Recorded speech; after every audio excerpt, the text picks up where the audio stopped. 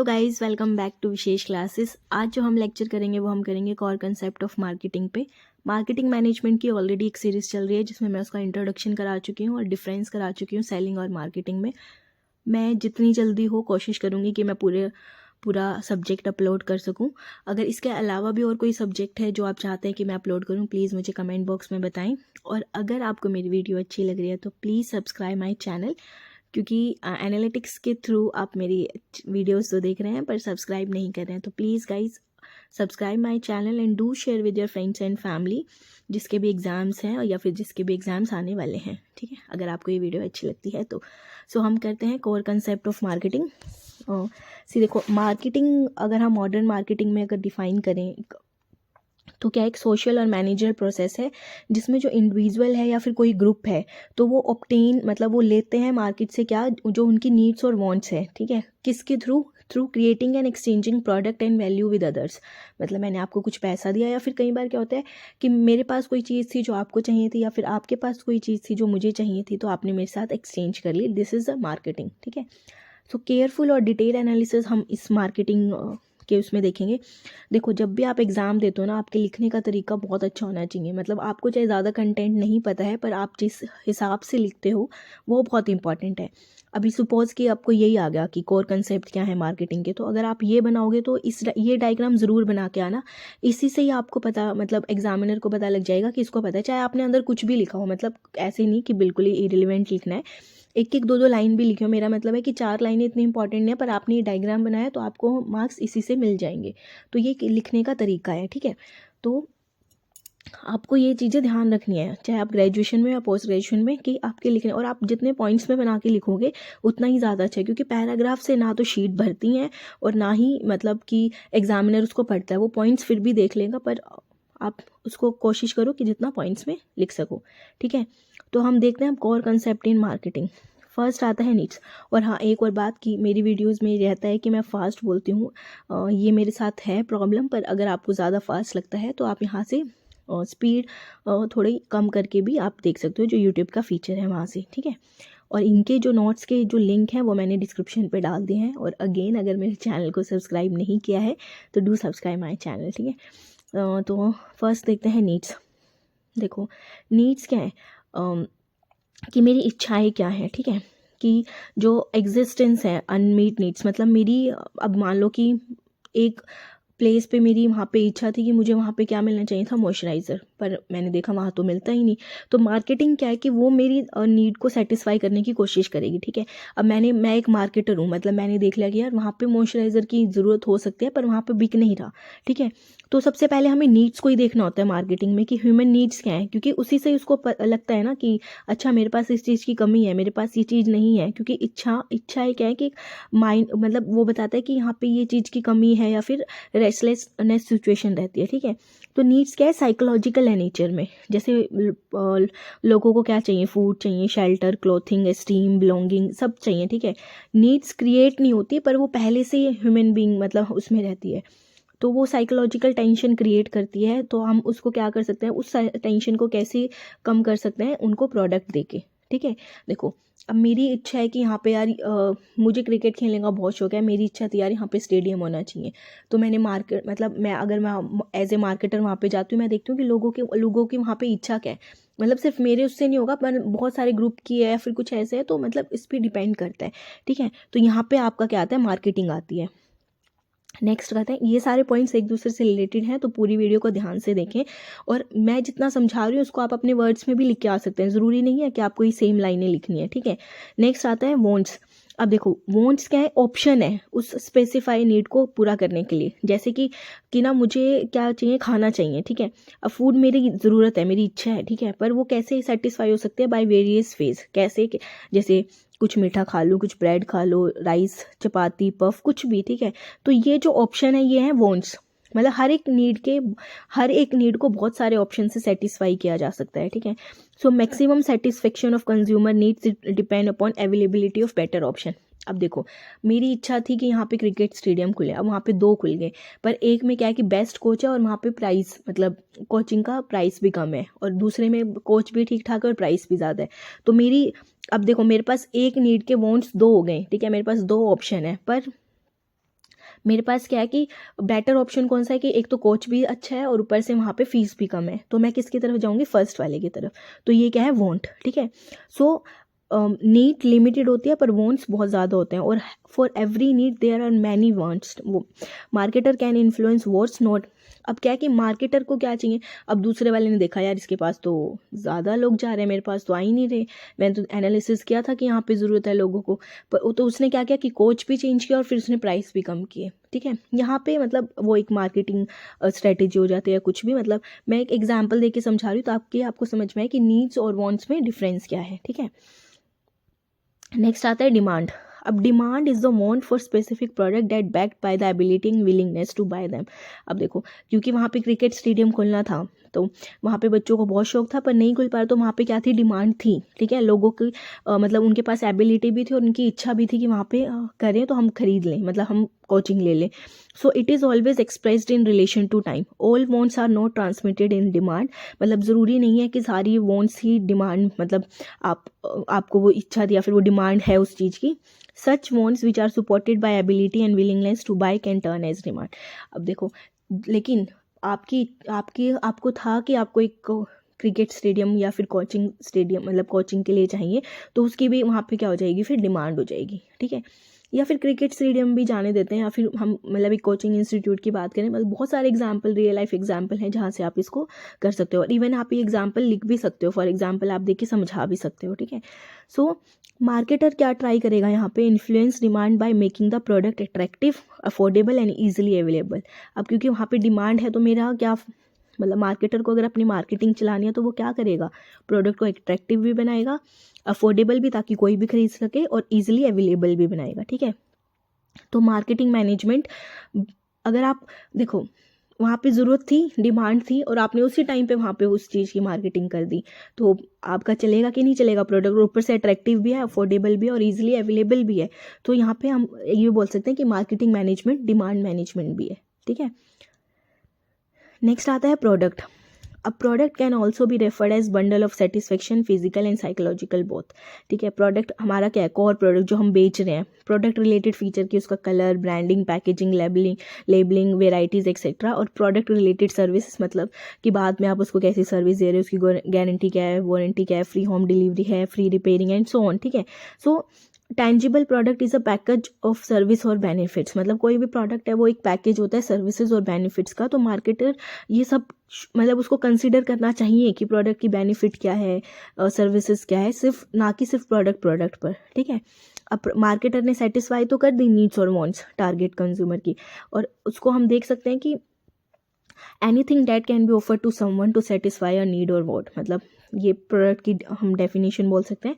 Product कुछ भी हो सकता है, गुड मतलब एक सामान भी हो सकता है, और एक आप सर्विस की तरह भी दे सकते हो। सर्विस मतलब मान लो कि वहाँ पे लैपटॉप रिपेयरिंग का बिजनेस नहीं था, ठीक है।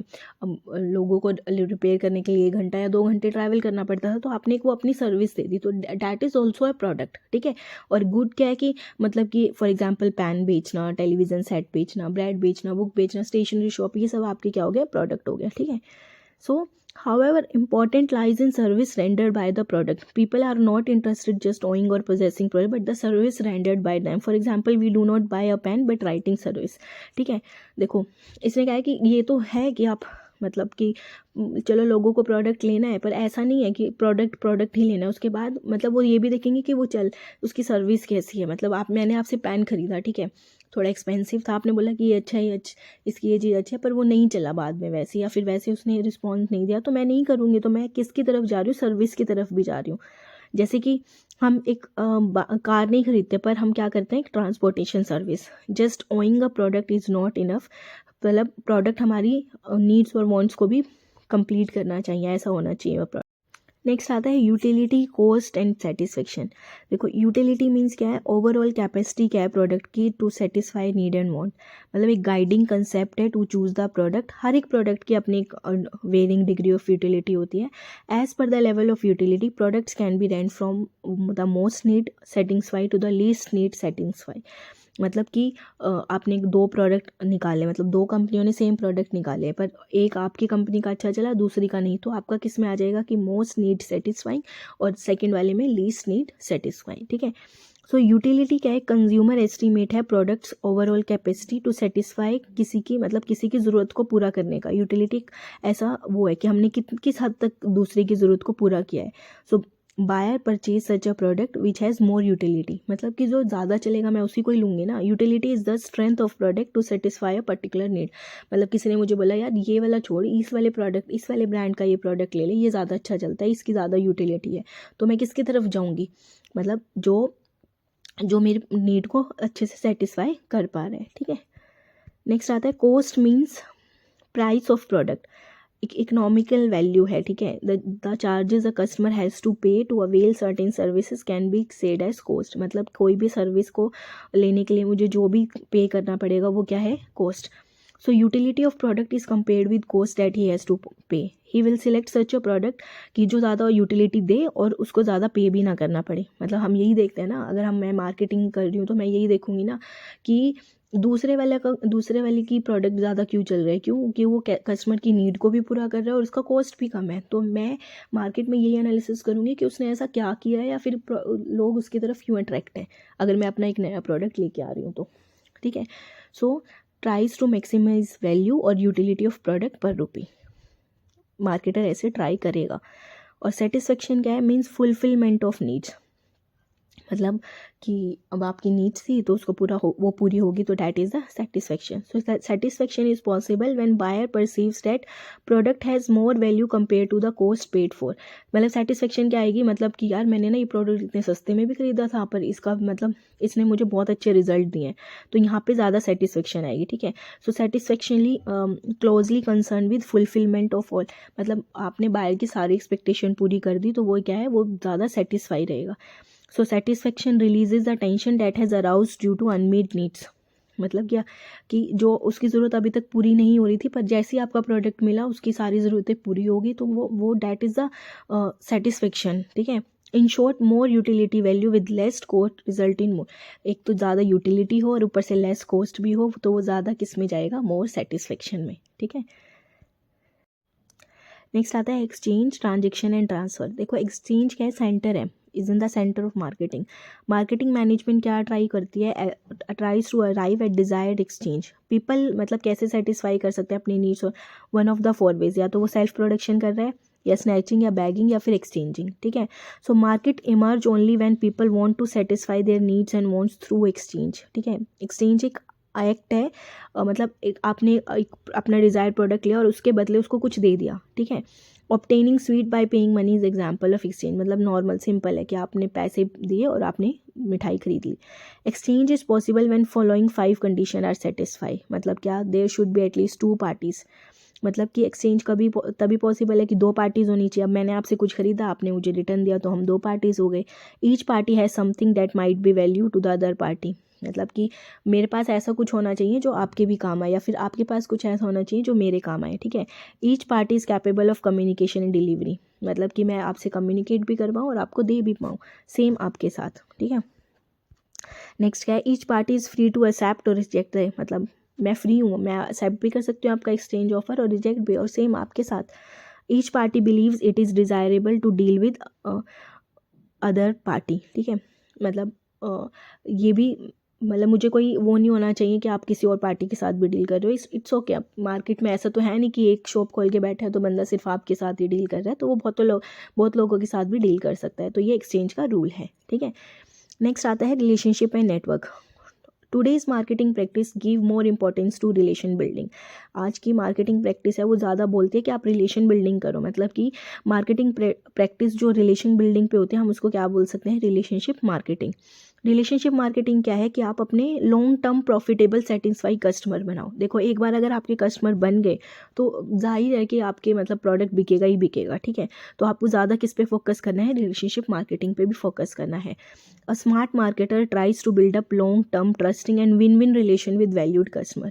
ठीक है, अब मान लो कि आपका कोचिंग इंस्टीट्यूट है। ठीक है, आपने एक बार मतलब 1 साल बहुत अच्छे टीचर्स रखे, बहुत अच्छा वो रखा, तो एक उसमें क्या होता है कि आपका क्या बनता है कि नाम बनता है कि यार यहाँ ये वाला कोचिंग इंस्टीट्यूट बहुत अच्छा खुला है और बहुत अच्छे टीचर्स हैं, मतलब ये आपको उस तरह से काम करना है, ठीक है।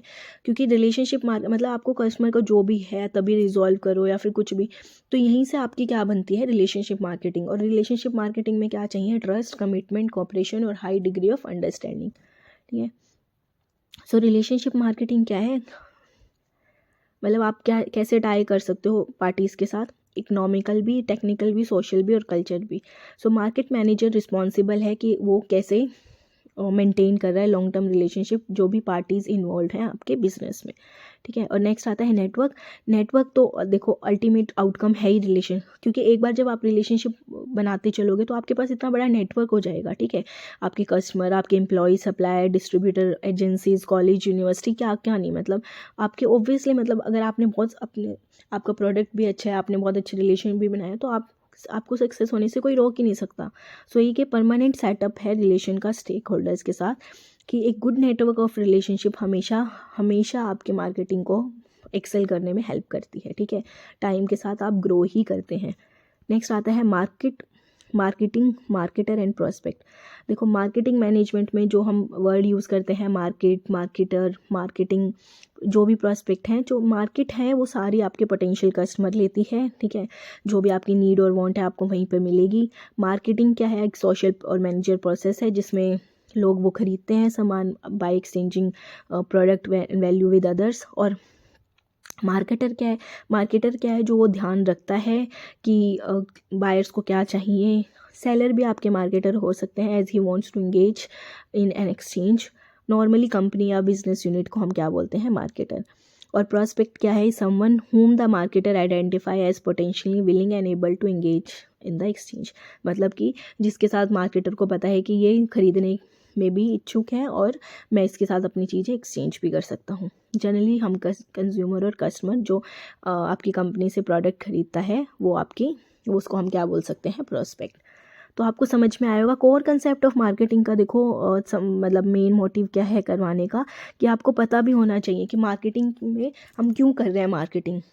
कि किसी की नीड थी, उसकी वांट्स थी, डिमांड थी, वहाँ पे आपने उसको प्रोडक्ट दिया, फिर वो प्रोडक्ट दिया जिसकी यूटिलिटी ज़्यादा थी, कॉस्ट कम थी, जब भी आपको ज़्यादा सेटिस्फेक्शन मिला, फिर वो आपके प्रोडक्ट के बदले आप कैसे उससे ले रहे हो, फिर आपने कैसे रिलेशनशिप बनाई है, और फिर जो नॉर्मल आपके कंसेप्ट्स हैं मार्केटिंग और प्रोस्पेक्ट, ठीक है।